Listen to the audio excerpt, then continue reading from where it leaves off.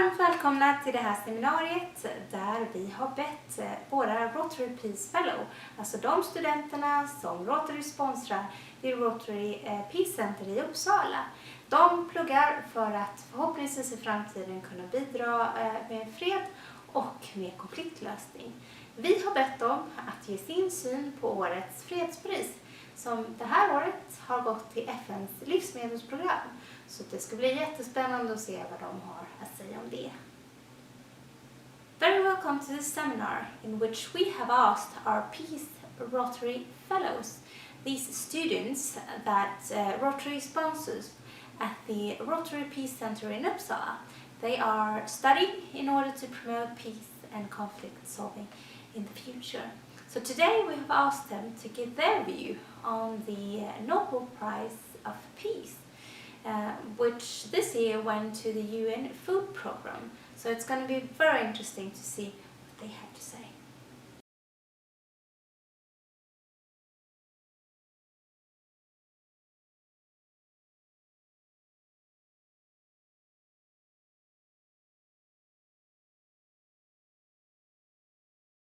So welcome everybody. Thank you for agreeing to me to talk about this year's awardee of the Nobel Peace Prize. So I am today joined by Muji Yang, by Elena Rivera, and I'm also with Tanushree Rao, which they're going to share a little bit of their knowledge and analysis of this year's Peace Prize.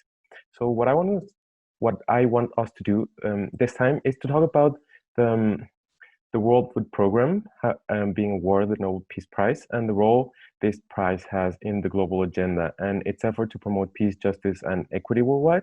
I would like us to analyze what this particular prize entails and the fact that it's an international organization like WFP has been awarded this year and not an individual or different organization, and how does the Rotary Peace Centers and the Peace Fellowship sort of integrate within this global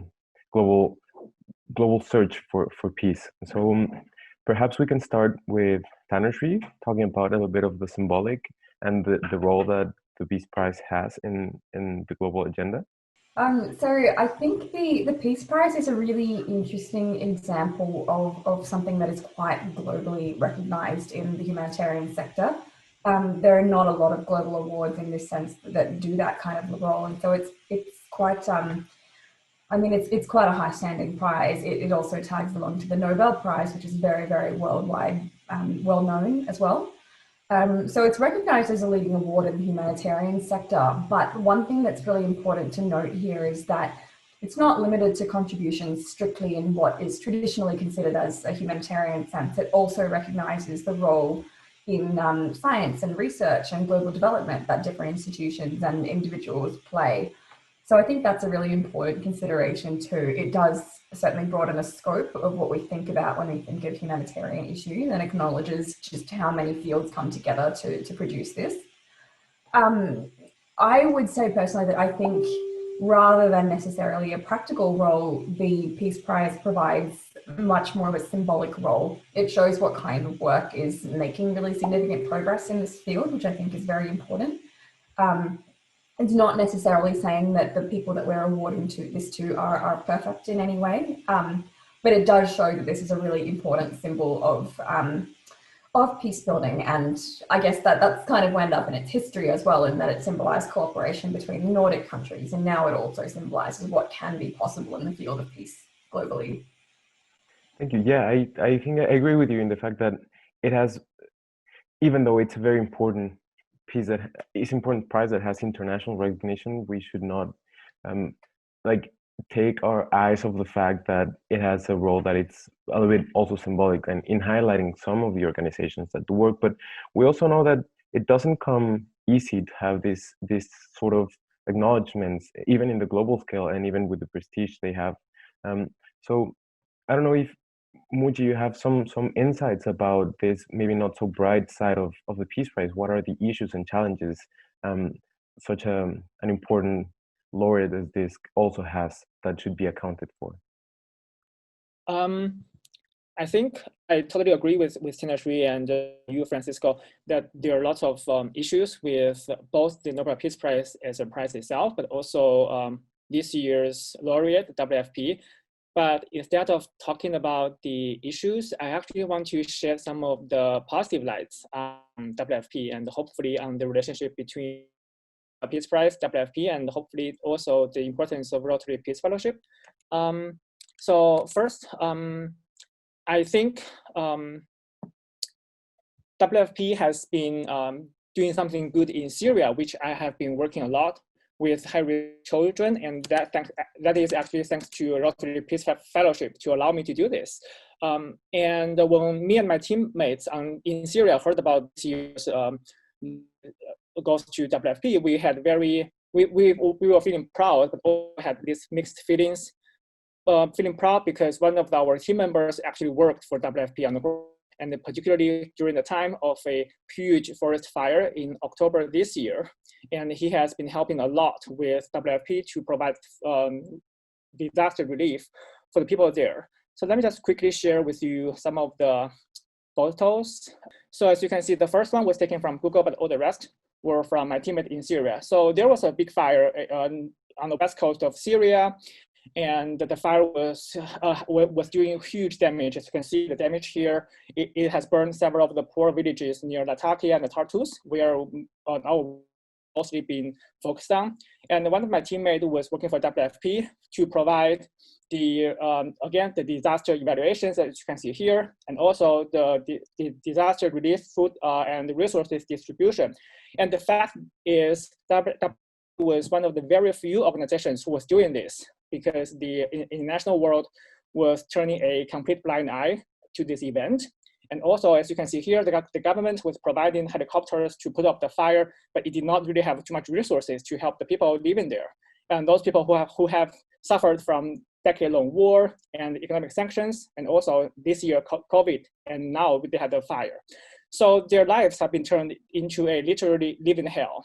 And WFP has been one of the only hope for them to continue their lives. And also, as you can see here, the packages that the food they have been providing was also upgraded compared to the food packages they provided before. So in these new packages, WFP have been giving people the 15 cans of highly nutritious food like hummus, beans, and mozzarella sausage to one family, compared to before, which only had rice, oil, and sugar. So in that sense, I do think WFP had been doing some concrete positive things in addition to the symbolic role that Tinashree has been talking about. And I do think that that has been taken into account for the Nobel Peace Prize Committee to choose the laureate. And hopefully, I think also they want to use this to highlight the actual, to actually increase the symbolic role of Nobel Peace Prize for people who have been doing this in highly volatile scenarios like WFP in Syria, where they didn't really have too much resources and too much help from other international organizations. So I hope that actually helps, and that's some of my personal stories. Thank you very much.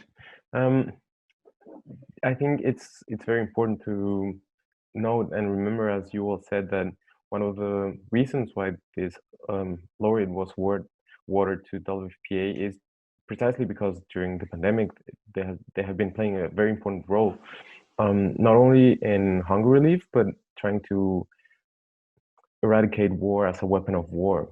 In that sense, maybe Alina, you can share some insights about the commitment of the World Food Program in regards to peace and why this is important and relevant in a year like the one we have been living.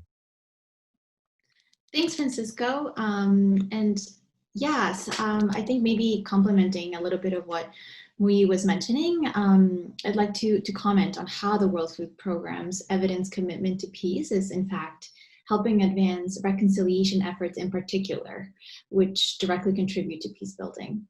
So first, I think it's important to mention that there is an international recognition that the link between hunger and armed conflict is in fact a vicious cycle.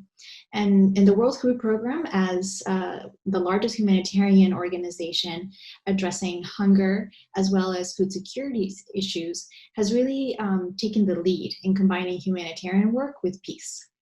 So faced with the fact that there are nearly 700 million hungry people in this world, as well as the fact that 60% of these people live in countries that have been affected by armed conflict, the World Food Program has established a strategic partnership with SIPRI, which is the Stockholm International Peace Research Institute, not only to better understand how it can contribute to peace more effectively, but also to learn from any mistakes from the past, which I think is key.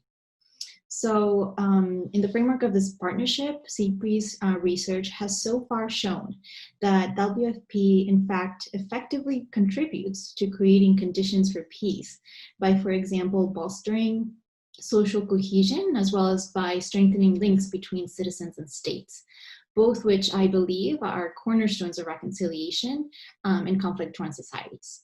So by leveraging food delivery and development projects as an entry point, but also by intentionally applying a conflict sensitivity approach, I think the World Food Program is able to not only bring immediate relief to hunger, but also to create safe spaces for people with diverse backgrounds to come together for meaningful interactions and to begin reconstructing positive relationships and trust, which I believe are fundamental for advancing both reconciliation and for consolidating long-lasting peaceful societies. I think we can definitely not acknowledge the fact that the role of the WFP is crucial in a world like this, especially considering the dire situations we are facing and then potentially that we could face on the midst of the economic and chain supplies condition worsening because of the pandemic. And then I was like trying to present a more complete picture about what does this prize entails, and specifically in the work that the organization do on the global scale.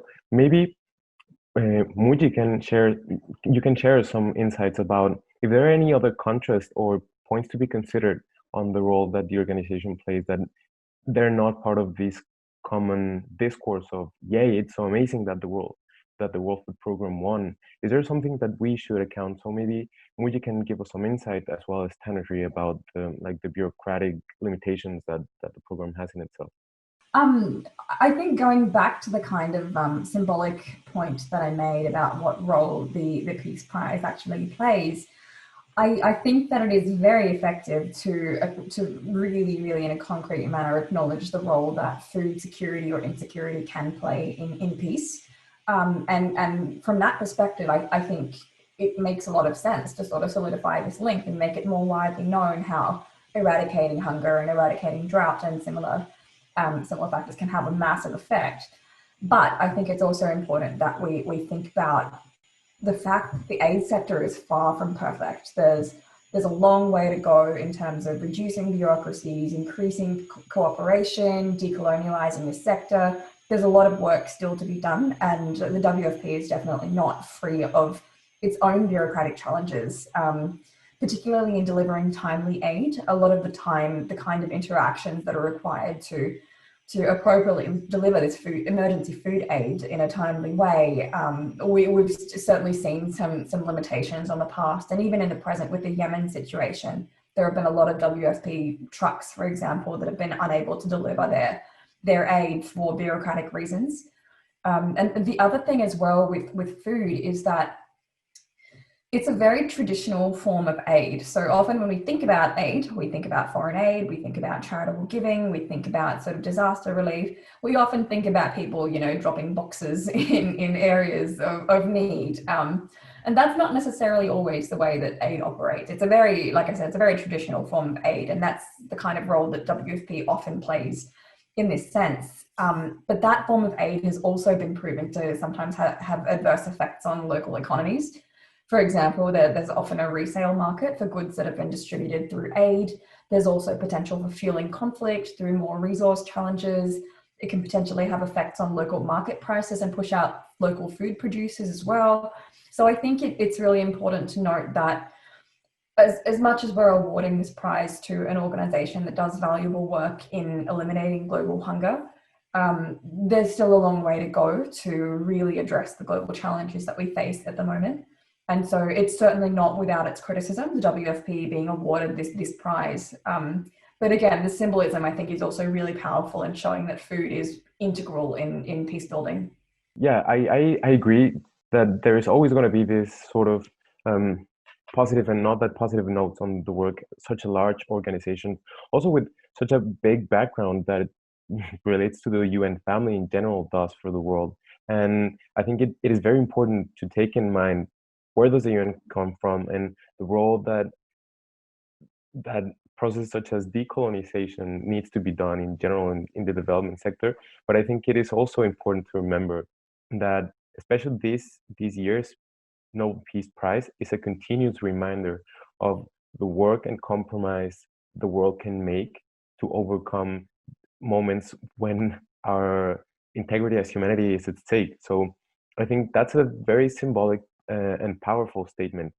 Yet I think, and if you allow me, by rounding up, I just want to involve the role that projects and organizations such as Rotary do in the world, and having in mind the symbolic power, as I've said before, that the Peace Nobel Prize has.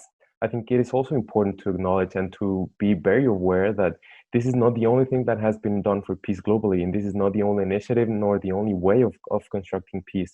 So I think it should be reminded that spaces such as, for example, the Rotary Peace Centers and the work that fellows, not only us, but fellows that have come and that will come do, are a good example of the continued efforts for working on peace building at a larger scale in the world, because at the end the work that we do hopefully will impact on the ground as well and can address the conflicts that you have all encountered, and also strengthen the positive notes about the development peace world.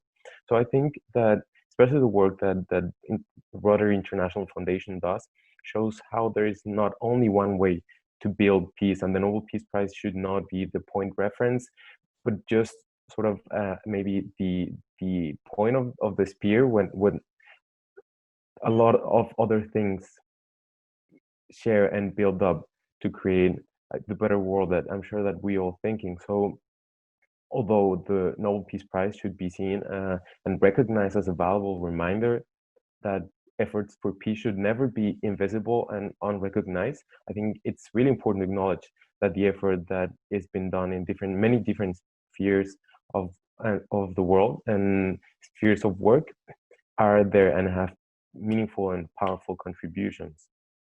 No, I don't think so. Thanks for a nuanced chat. I always think it's important to address these issues with multiple lenses and to approach things critically as well. So I think it was really good to hear these different perspectives. I also feel really good to hear different experiences and different perspectives. And thank you, Francisco, for moderating our conversation. Thanks, Francisco, and thank you to Muyi and to Nushri for sharing your views. This was really enriching. Thank you all, Muji, Tanushree, Elena. It was my pleasure, and thank you for the Hack Committee for organizing spaces like this. We can share our insights, and I think this is everything. So thank you and have a good day.